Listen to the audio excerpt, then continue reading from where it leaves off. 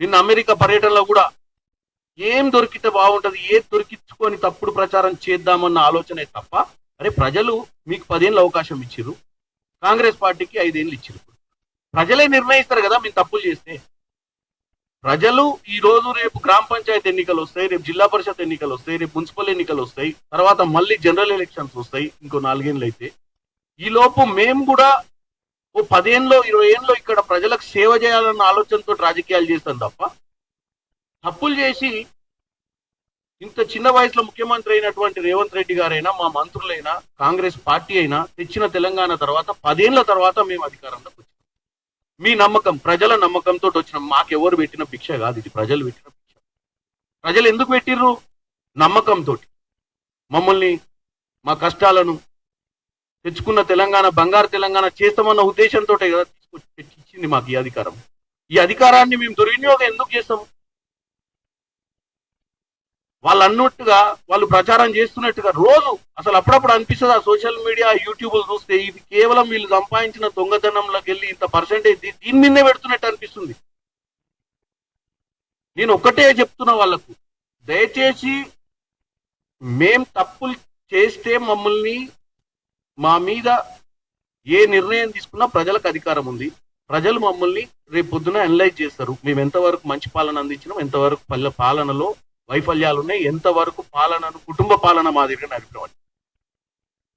కుటుంబ పాలన విషయానికి వస్తే, ఇక కుటుంబ పాలన భారతదేశంలో అంతకుముందు ఏదైనా కుటుంబంలలో ఏదైనా స్టేట్లలో వాళ్ళ లీడర్లు ఉండొచ్చు, ఎన్సీపీకి లేకపోతే డిఎంకేకి వాళ్ళ కుటుంబ సభ్యులు పార్టీలలో. ఇక్కడ జరిగినంత అంత మిస్యూజ్ కుటుంబ పాలన ఇంకెక్కడ జరగలేదనేది కూడా మీ తెలంగాణ ప్రజలు చూసారు. ఎందుకంటే వీలైనంత మటుకు అందరికీ political accommodation, MLA, MLC, Rajya Sabha, Lok Sabha అన్ని వాళ్ళే, వాళ్ళ కుటుంబ సభ్యులే ఉండే. ముఖ్యమంత్రి కాంచి మొదలు పెడితే మంత్రుల కాంచి వాళ్ళ కుటుంబ సభ్యులే ఉండే. మేము ఏ రోజు కూడా మీరు చూసినట్టయితే 10 ఏళ్లలో ఇంత దారుణమైన ప్రచారం చేయలేము. మేము వాళ్ళు పనిచేస్తుంటే మేము అప్పుడప్పుడు కన్స్ట్రక్టివ్ గా ఇక్కడన్నా తప్పిదాలు జరిగినప్పుడు బయటకు వచ్చి ప్రజల మధ్యనకు వచ్చినా కానీ ప్రతిరోజు ఏదో ఒక దాన్ని పట్టుకోవాలి, ఏదో ఒక దాన్ని పట్టుకొని దాన్ని సోషల్ మీడియానో వాళ్ళ సోషల్ మీడియా యాక్టివిస్టుల ద్వారానో దాన్ని తప్పుడు ప్రచారం చేయాలన్న ఆలోచన కేవలం వీళ్ళనే చూస్తున్నా. తెలంగాణ ప్రజలకు నేను ఒకటి విన్నపం చేసుకున్నాను మీడియా ద్వారా. రేవంత్ రెడ్డి గారు ఇటు అమెరికా పోయినా, సౌత్ కొరియా పోయినా, గతంలో జెనీవా పోయినా, ఇక్కడ సెక్రటేరియట్లో కూర్చొని పనిచేసినా మీ మంచి కోసం, మీ బాగు కోసం, తెలంగాణని ఏం చేస్తే 10 ఏళ్లలో మనం చేసుకోలేని పనులను మనం ముందుకు ఎట్లా తీసుకుపోతాం, నిరుద్యోగులకు ఉద్యోగాలు ఎట్లియాలన్న ఆలోచనతోటే రేవంత్ రెడ్డి గారు పనిచేస్తారు. ఈ రోజు ఇంత ధైర్యంగా group 2, group 3, group 1 job calendar ని కూడా ఇచ్చింది. దాని మీద కూడా మీరు చెడు ప్రచారం. అరే మొదలు పెట్టినాము, ఖాళీలైనా కొద్ది భర్తీ చేస్తామంటున్నాము, మెగా డిఎస్సి చేస్తామంటే మెగా డిఎస్సి ఫస్ట్ ఇచ్చిన డిఎస్సి నుంచి నెక్స్ట్ మళ్ళీ మీ ముందే ట్రాన్స్పరెంట్ గా ఎన్ని జాబులు క్రియేట్ అయ్యి అన్ని జాబులు ఫిల్అప్ చేసుకుంటూ పోతామని చెప్తున్నాము. మీరు ఏం చేయను, 5 ఏళ్ల నుంచి ఏం చేయని వాళ్ళు మేము 5 నెలలు ఏదో చేసుకుంటే ఈ తప్పుడు ప్రచారం ఏంది? అమెరికా పర్యటన మొదలు పెడితే, రాష్ట్రంలో ఉన్న ఖాళీల భర్తీల కాంచి మొదలు పెడితే, కరెంట్ పర్చేజర్ల కాంచి మొదలు పెడితే, ప్రతిదీ ఎక్కడో ఒక చిన్న తప్పు దొరికించుకోవాలి, దాన్ని భూతద్దంలో పెట్టి ఒక 100 మంది పెయిడ్ ఆర్టిస్టులను దొరికించుకున్నారు ఈ మధ్య. అంటే దేనికి? ఎవరు? సోషల్ మీడియాలో ఓ టీమును తయారు చేశారు. ఏదన్నా మీరు పెట్టరు, మీకు ఏదో ప్యాకేజ్ ఇచ్చినట్టు. వాళ్ళు పొద్దున్న లేస్తే సాయంత్రం దాకా ఒకటే పని, ఏమని ఏదన్నా పెట్టాలి, ఏదన్నా పెట్టాలి. నిన్న నేను నాకు నవ్వు వస్తుంది, ఒకటి నాకు మీకు చూపిస్తా. దీంట్లో ఒక పెయిడ్ ఆర్టిస్ట్ పెట్టింది. ఇది నేను అమెరికా పర్యటనలో కూడా లేను, నేను అమెరికాలో లేను, నేను పార్లమెంట్లో ఉన్నాను. ఎంపీ గారు మీరే కదా పక్కన కూర్చున్నారు, ఆ బినామీ కంపెనీ వాళ్ళ పక్కన ఎక్కడ కూర్చున్నారు అని చెప్పి ఈ ప్రచారం. నేను ఇది ఎందుకు చూపిస్తున్నా అంటే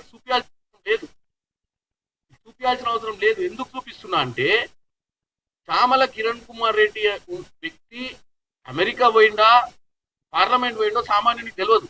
సరే మీ మీడియా వాళ్ళకి తెలిసి ఉంటుంది, లేకపోతే కాంగ్రెస్ పార్టీల కార్యకర్తలకు, లీడర్లకు తెలిసి ఉంటుంది నేను పార్లమెంట్లో ఉన్నాను. కానీ నేనేదో ఢిల్లీలో ప్రెస్ మీట్ పెట్టి మా పెట్టుబడులు మేము పెట్టుబడులు ఏదైతే ప్రయత్నం చేస్తున్నా ఇది వాస్తవంగా దీంట్లో ఏం తప్పిదాలు జరుగుతలేవు, ఇవన్నీ కూడా నామినల్ గా ఫస్ట్ డిస్కషన్ పార్ట్లో ఉన్నాయి. ఏ పెట్టుబడి సంస్థలకు కూడా దారదత్తాలు చేసింది లేదు ఇంకా భూములు, ఏ పెట్టుబడి సంస్థలకు కూడా మనం ఏం ఫ్రీగా ఇచ్చింది లేదు ఏమి. ఎవరైతే ఇన్వెస్ట్మెంట్లు పెడతారని ముందుకు వస్తారో వాళ్ళందరిని ఆహ్వానిస్తున్నామని చెప్పినాం. దాంట్లో భాగంగా కేటీఆర్ గారి కుటుంబ సభ్యులు ఎవరైనా, కేటీఆర్ గారు బామ్మర్దైనా, కవిత గారి భర్త అయినా, కవిత గారి చుట్టాలైనా ఎవరైనా కానీ తెలంగాణలో పెట్టుబడి పెడతామంటే మేము రాజకీయంగా చూడం. తెలంగాణలో పెట్టుబడి పెడతామంటే తెలంగాణ డెవలప్మెంట్ కోసం పెడుతున్నట్టు, తెలంగాణలో నిరుద్యోగాన్ని నిర్మూలించడానికి పెట్టుబడి అని చూస్తామే తప్ప ఇది ఎవరు పెట్టుబడి అని చూడం. ఏ బిజినెస్ అన్న ఇల్లీగల్ బిజినెస్, డ్రగ్స్ బిజినెస్, ఇంకేదన్నా వ్యాపారం, గంజాయి వ్యాపారం చేసుకుంటామంటే పర్మిషన్ ఇవ్వం. కానీ మిగతా ఏ వ్యాపారం, లిక్కర్ కూడా లీగల్ గా చేస్తే ఏం కాదు, ఇల్లీగల్ లిక్కర్ చేస్తేనే ప్రాబ్లం. లిక్కర్ ఎవరేం చేయొచ్చు, లిక్కర్ కంపెనీ పెట్టి ఇప్పుడు లిక్కర్ ఎక్సర్సైజ్ ద్వారా మనం ఎక్సైజ్ డిపార్ట్మెంట్ ద్వారా డిస్ట్రిబ్యూషన్ అవుతుంది. యాజ్ పర్ ద నామ్స్ ఏదైనా చేయొచ్చు, యాజ్ పర్ ద నామ్స్ చేయకపోతేనే ప్రాబ్లం అవుతుంది. సో దాన్ని ఏదో విధంగా రోజు సోషల్ మీడియాలో తప్పుడు ప్రచారాలను మానుకోవాలి. ఈ తప్పుడు ప్రచారాలను కూడా నేను ఈ ఎగ్జాంపుల్ ఎందుకు గుర్తించాల్సి వచ్చిందంటే, ఈ తప్పుడు ప్రచారాలను కూడా ప్రజలు నమ్మొద్దు. ఎందుకంటే ఇదంతా ఒక ఆర్టిఫిషియల్ ప్లాట్ఫామ్. వాస్తవాల కంటే ఎక్కువ అవాస్తవాలను వాస్తవాల కింద చూపిస్తారనే ఉద్దేశంతో మీకు ఇది చూపించాను నేను. ఎందుకంటే వాస్తవాలు ఏంది అనేది కూడా అప్పుడప్పుడు మర్చిపోతాం. మనం అప్పుడప్పుడు పొద్దున్న లేచేదాన్ని చదువుతుంటే ఈ సోషల్ మీడియా యూనివర్సిటీ, వాట్సాప్ యూనివర్సిటీలు కొత్తగా తయారైనాయి, ఇంతకుముందు లేకుండే. ఇప్పుడు గాంధీ గారి చరిత్రను, నెహ్రూ గారి చరిత్రను కూడా తిరిగి రాస్తున్నారు. ఇప్పుడు అసలు వాళ్ళకి ఏ ప్రమేయం లేదు, స్వతంత్రంలో అనే దాన్ని కూడా చెప్పగలుగుతున్నారు. దాన్ని చదివి మనం అప్పుడప్పుడు మనోళ్ళు కొంత యంగ్స్టర్స్ అంటే ఈ 18 years, ఈ 25 years బిలో ఉన్న యువకులకు హిస్టరీ కొద్దిగా తెలియని హిస్టరీ ఉన్నప్పుడు వాళ్ళు ఏంటంటే ఇదే కొత్త హిస్టరీ అనుకునే విధంగా వీళ్ళు క్రియేట్ చేస్తారు. దీన్ని మనం పదే పదే అంటే ఈ రోజు ప్రెస్ మీట్ పెట్టాల్సిన అవసరం లేదు నేను, ఎందుకంటే నేను ఆల్రెడీ అమెరికా పర్యటన అయింది, మొన్ననే నేను ఢిల్లీలో కూడా ప్రెస్ మీట్. ఎందుకు చెప్తున్నా అంటే పదే పదే సోషల్ మీడియా ద్వారా పదే పదే తప్పుడు ప్రచారాన్ని మానుకోవాలంటున్నా. ఏ తప్పిదం చేసినా ఎవరు వదిలిపెట్టరు. ఏ కంపెనీలైనా ఇప్పుడు మా సోదరుడు ఏదైనా కంపెనీలో డైరెక్టర్ ఉంటే గూగుల్లో కొడితే దొరకదా? చామల కిరణ్ కుమార్ రెడ్డి ఏం వ్యాపారం చేస్తాడని గూగుల్లో కొడితే నా ఎలక్షన్ అప్పుడే పెట్టుకుంటే తెలియదా? సో ఏ కంపెనీ తోటి పెట్టుబడులు పెట్టించినా, ఏ కంపెనీలో ఎవరు డైరెక్టర్ ఉన్నా, ఏ కంపెనీకి న్యాయంగా అనుకున్న దానికంటే ఎక్కువ ఫేవర్ చేసినా ఏది ఆగదు. అది మాకు తెలుసు. మేమెందుకు చేస్తాం ఆ తప్పు? మేము వాంటెడ్లీ ఏదైనా ఫేవర్ చేయాలనుకుంటే కంపెనీల పేరు పెట్టి ఎందుకు చేస్తాం? ఏదైనా ఉంటే అటువంటి ఆలోచన, పిచ్చి ఆలోచన ఉంటే ఉండదు కదా.